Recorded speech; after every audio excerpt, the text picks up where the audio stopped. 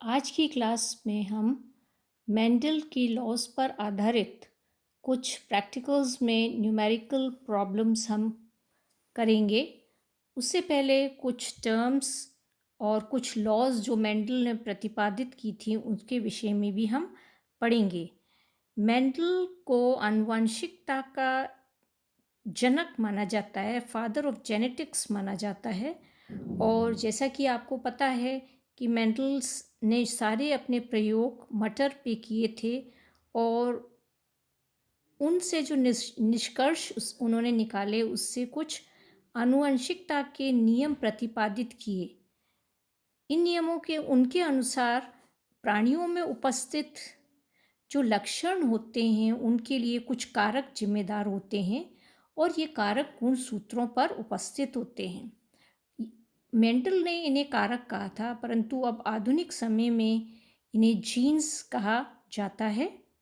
सभी प्राणी जो कि आकारिकी रूप से या हम कहें फिनोटिपिकली एक समान दिखाई देते हैं, वो ये आवश्यक नहीं होता कि जीनोटिपिकली या जीनी प्रकार से वो एक समान हो। फिनोटिपिक का मतलब होता है बाह्य लक्षण जो होते हैं, तो उन्हें फिनोटिपिक एक्सप्रेशन कहते हैं। और जीनोटिपिक मीन्स जीनी संरचना जो है उसको हम जीनोटिपिक एक्सप्रेशन कहते हैं। तो एक तो ये चीज़ है जीनोटाइप और फिनोटाइप, दो टर्म्स आपको पता होनी चाहिए। दूसरी टर्म्स जो हैं वो होमोजाइगस और हेट्रोजाइगस आपको पता होनी चाहिए। होमोजाइगस का मतलब होता है समयुग्मजी, क्योंकि जो होमोलोगस क्रोमोसोम्स होते हैं और उन पे जीन्स होती हैं, तो जीन्स जो होती हैं वो दोनों जीन्स अगर एक समान हैं तो हम एक जैसी जीन्स हैं तो हम उसको कहते हैं समयुग्मजी। जैसे कि आप यहाँ देख सकते हैं, ये जो है ये जीन लाल रंग के लिए जो जीन है ये समयुग्मजी है, ये सफ़ेद रंग के लिए जो जीन है ये समयुग्मजी है। परंतु अगर दोनों जीनी संरचना जो जीन की संरचना है वो अलग अलग होती है, जैसे कि यहाँ पर एक आर है और एक आर, एक लाल और एक सफ़ेद, तो ये पिंक कलर के लिए ये जो है तो ये जीनी संरचना ये है, तो ये इसे हम कहेंगे विषम युग्मजी। तो जब दोनों जीन्स एक जैसी नहीं होती हैं तो उसे हम विषम युग्मजी कहते हैं। जब दोनों जीन्स संरचना जो होती है उनके जो होती है वो अगर सेम होती है तो हम उसको कहते हैं समयुग्मजी। तो ये है। फिर हम एक क्रॉस देखते हैं, जैसे हम कहते हैं एक जो होता है एकल संकरण, जिसे हम कहते हैं मोनोहाइब्रिड क्रॉस। जब हम एक जोड़ी लक्षणों को ध्यान में रखकर कोई क्रॉस करते हैं तो हम उसको एकल संकरण या मोनोहाइब्रिड क्रॉस कहते हैं। जब दो जोड़ी लक्षणों को ध्यान में रखकर क्रॉस किया जाता है तो उसे डायहाइब्रिड क्रॉस या द्विसंकरण क्रॉस भी कहा जाता है। तो ये हमने मोनोहाइब्रिड और डायहाइब्रिड क्रॉस की देखा कि क्या होता है मोनोहाइब्रिड डायहाइब्रिड क्रॉस। तीसरी चीज़ जो आपको पता होनी चाहिए वो है डोमिनेंट और रिसेसिव। डोमिनेंट का मतलब होता है प्रभावी और रिसेसिव का मतलब होता है अप्रभावी। तो जो जीन्स होती हैं वो प्रभावी भी होती हैं और अप्रभावी भी होती हैं। प्रभावी जीन जो होती है वो जब उपस्थित होती है तो वो अप्रभावी जीन के एक्सप्रेशन को रोक देती है और उसको मतलब अपने प्रभाव को प्रदर्शित करती है। तो प्रभावी जीन की प्रेजेंस में अप्रभावी जीन जो होती है वो एक्सप्रेस नहीं होती। प्रभावी जीन होमोजाइगस और हेट्रोजाइगस दोनों ही कंडीशन में वो एक्सप्रेस करती है, परंतु अप्रभावी जीन जो होती है वो हमेशा होमोजाइगस कंडीशन में ही एक्सप्रेस कर पाती है। तो होमोजाइगस और हेट्रोजाइगस हमने ये दोनों चीज़ें यहाँ पर देखी। अब हम इसमें देखेंगे कुछ लॉज। मेंडल ने जैसे हम देखें कि उन्होंने आनुवांशिकता का जो प्रथम नियम जो उन्होंने दिया वो इस लॉ ऑफ डोमिनेंस के नाम से जाना जाता है, और वो है प्राणियों के मध्य एक जोड़ी लक्षणों में ध्यान में रखकर जब शुद्ध समजीनी मतलब प्योर होमोजाइगस प्राणियों के मध्य एक जोड़ी लक्षणों को ध्यान में रखकर अगर क्रॉस कराया जाता है तो जो F1 प्रोजीनी होती है, F1 पीढ़ी जो होती है उसमें केवल वही लक्ष्य लक्षण उत्पन्न होते हैं जो कि प्रभावी होते हैं, डोमिनेंट होते हैं, और जो अप्रभावी लक्षण होते हैं वो विलुप्त हो जाते हैं, मतलब वो एक्सप्रेस नहीं होते। फॉर एग्जाम्पल हम उदाहरण के तौर पर यहाँ पर लें तो यहाँ हम ये क्रॉस हमने ये देखा है, एक लाल फूल वाले पौधे को सफ़ेद फूल वाले पौधे से क्रॉस कराया, तो F1 में सभी जो पौधे थे वो लाल फूल वाले ही हमें प्राप्त हुए।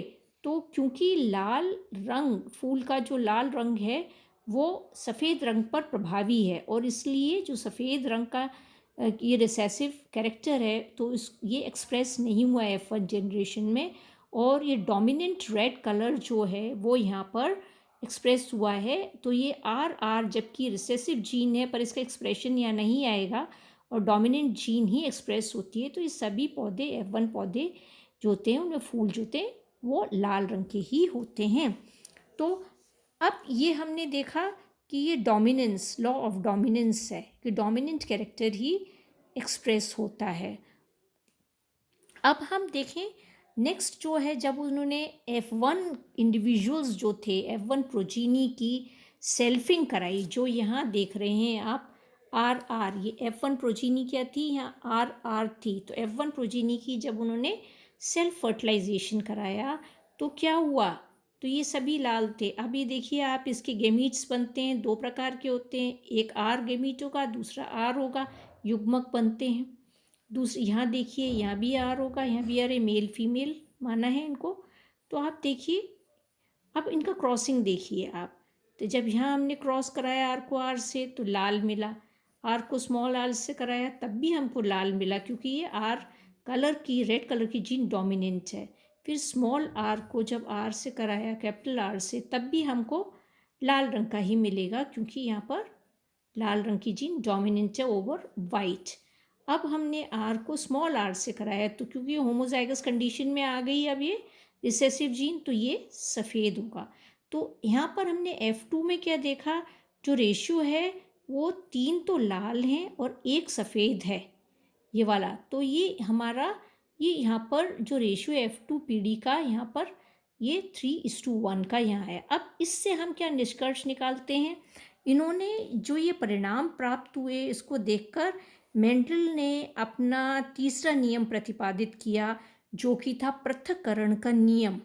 और इस नियम के अनुसार F1 पीढ़ी के प्राणियों में जो युग्मक जनन होता है, जैसा कि आप देख रहे हैं, युग्मक जनन के समय अलग अलग लक्षणों वाले जीन्स पृथक हो जाते हैं। जैसे ये लाल रंग वाला जीन था, ये सफ़ेद रंग वाला जीन था, तो जब F1 के ये जो युग्मक बने तो उनमें दोनों अलग अलग लक्षणों की जीन्स जो हैं वो पृथक हो गए हैं। और जबकि ये F1 में दोनों साथ थे, तो F1 में साथ रहने के बाद भी ये एक दूसरे को दूषित नहीं करते हैं, और जब युग्मक बनते हैं तो युग्मक बनते समय अलग अलग लक्षणों के जीन पृथक हो जाते हैं। और इस प्रकार से ये पृथक्करण का नियम उन्होंने, मेंडल ने प्रतिपादित किया है, और इसको law of purity of gametes के नाम से भी जाना जाता है। तो ये हमने यहाँ पर ये देखा। एक और जो है वो हम पढ़ेंगे, इसका कोडोमिनेंस है, प्रभाविता। जैसा कि हमने पहले देखा था कि प्रभाविता का नियम देखा था, जिसमें जो प्रभावी जीन है वही अपने प्रभाव को प्रदर्शित करती है, और जो अप्रभावी जीन है वो मास्क रहती है, या हम कहें कि वो अपने प्रभाव को प्रदर्शित नहीं कर पाती है। तो अब इससे प्रभाविता के नियम के भी कुछ अपवाद है। कुछ पौधों प्राणियों में क्या होता है कि दो जीन समान रूप से प्रभावी होती है, और ऐसे पौधों में क्या होता है, F1 पीढ़ी में दोनों ही जीन अपना सम्मिलित प्रभाव दिखाती हैं, और इसलिए इसको हम कोडोमिनेंस भी कहते हैं, या इनकम्प्लीट डोमिनेंस के नाम से भी जाना जाता है। और इसका बहुत अच्छा एग्जाम्पल है मिराबिलिस जाल्पा, स्नैपड्रैगन भी इसको कहा जाता है। और इसके क्या है, लाल और सफ़ेद फूल वाले पौधों के बीच में क्रॉस कराया गया। तो ये क्रॉस है, ये लाल फूल वाला पौधा है, इसको सफ़ेद फूल वाले पौधे से क्रॉस कराया गया। ये देखिए युग्मक हैं, इसके लाल ही युग्मक होंगे, सफ़ेद होंगे। जब इनका क्रॉस कराया गया तो F1 में जो पौधे मिले वो गुलाबी फूल वाले ही थे। यहाँ पर ऐसा क्यों हुआ?